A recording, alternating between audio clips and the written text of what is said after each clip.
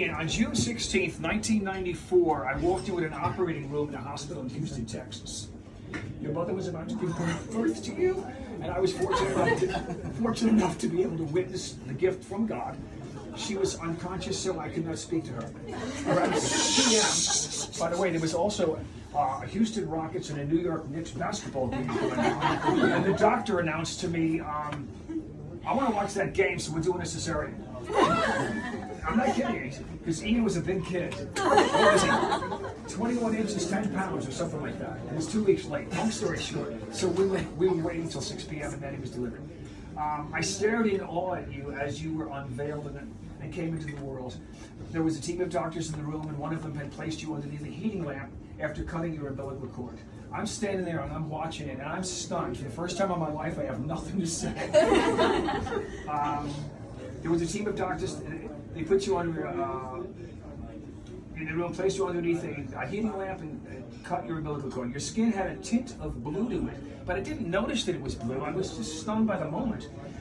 Now, after the doctor clears out your nose and slaps you behind, suddenly I see he was clearing it out. What do you see? As he hits you behind, I start to see that your skin color is completely changing. From your tip of your toes right to the top of your head, you took your first breath and you turned pink. And that is, without question, one of the most sterling things I've ever seen or will ever see. You belted out a wailing scream right before my eyes. I saw your light blue skin turn pink, your toes turned, and your head turned pink. It was one of the most exciting, amazing things I've ever seen. It was your first breath. In that moment, you became your own person.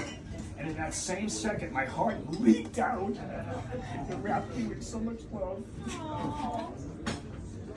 Any human could possibly provide. My opinion, of course. A few days later, when your mom and I left the hospital with you, we placed you in a car seat. Lo and behold, we bought the wrong size car seat. This was for a 10-year-old. I'm like, what the frick?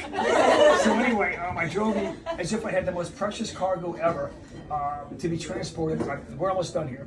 I was frightened that we'd get into an accident. That never happened. A few days later, we got home. A few days later, I was speaking to a friend who had raised 3 children, and I asked him, how do you raise a child in today's crazy world? He replied, by example. Perfect advice. This is the last paragraph. Today, 18 years later, by the example you have set by my mother and your mom and I have given you how to live your life has been overshadowed by the example you have shown your mother and I. You taught us that having a child is the closest way to understand the possibility that there is a God. And most of us, it was unconditional, unquestioning, grateful, and blessed love that you gave to us. And we thank you. That's it.